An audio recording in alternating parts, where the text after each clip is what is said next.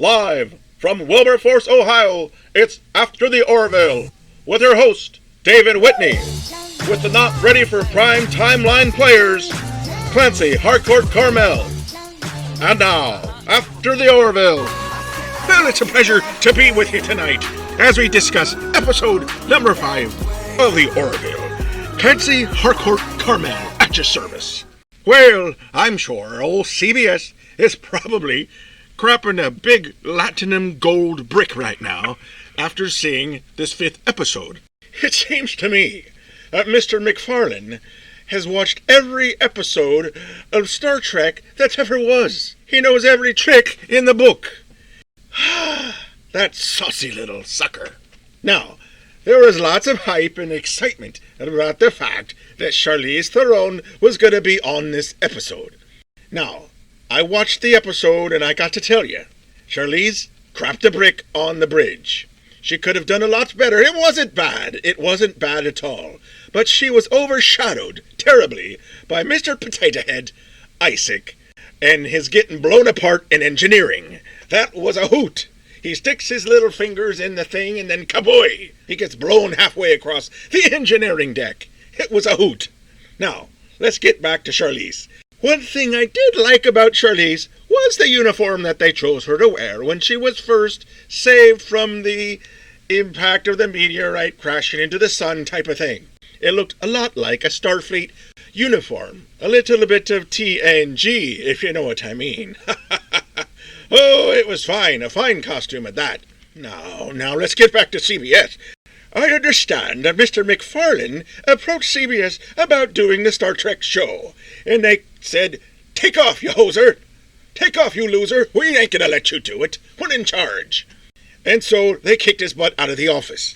Now, it seems to me, a few years ago, I approached Seth McFarlane myself, and I had an idea for a show. It would be called The Wilbur, and it would take place on a ship, just like Star Trek.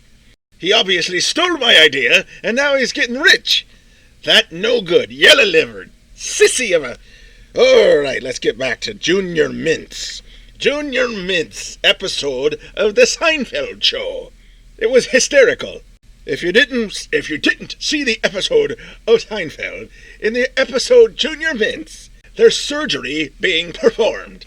And there's the link with the Orville. In the Orville, there's some surgery being performed on the fella's leg, 'cause it got cut off by Isaac. Oh, what a hoot. Isaac, you're a regular Tom Hanks with your funny bone tricks and your antics. I was rolling on the floor, holding my side.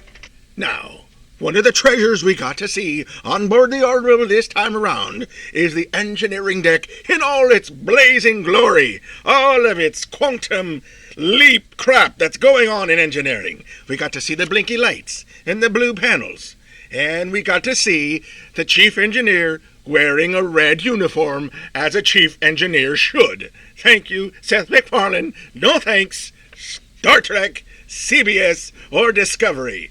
Shame on you. Okay, now to the special little nugget that I noticed about this episode of the Orville, which I'll bet $100 till next Tuesday. I'll bet you a burger on Wednesday that no one's figured this out but me, see? 'Cause I'm so smart that I should be running my own ship, just like I told you before. Okay, now, in the episode of Seinfeld called Junior Mintz, the patient who's getting the operation is a little-known actor named Sherman Howard. Sherman Howard, let it be known, played a Klingon on Star Trek Voyager named Tigress. It's true.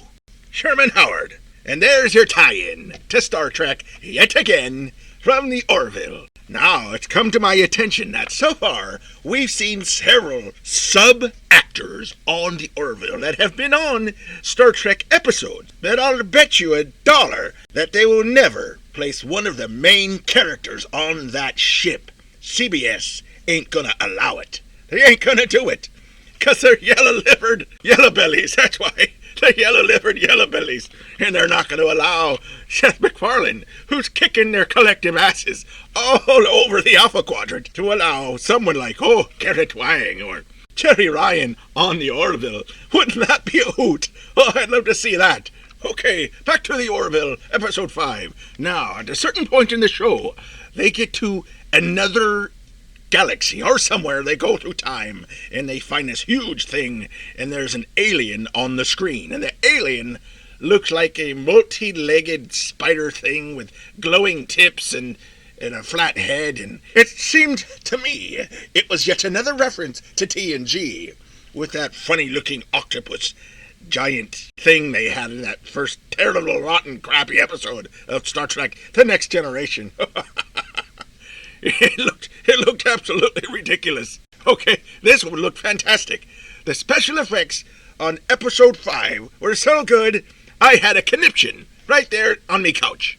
Now, I have to admit that the girl fight on the bridge was fun. Seeing Charlize Theron get hammered by the first officer, Pria, that is, get hammered by Kelly, that was a fine, fine fight. And Talara stood by, waiting just in case she needed to bring the hammer down. And later, she walked her around like a pet, because we all know if she would have gotten involved in the fight, it would have been over in one punch to the head. It would have been lights out Pria. Now, it was pointed out to me by a friend, who I'll just call Vinny V, that the funny little thing with his leg that fell through the ceiling, that the leg was too long and there was too much thigh on the leg, and that it was cut off there earlier on the bridge scene, right? That there's too much thigh, and I came to realize they've had to leave that much thigh on the leg. Why? Because when Talara took the left turn to the elevator, it hit the captain. We wouldn't have got that little smack if the leg was too short.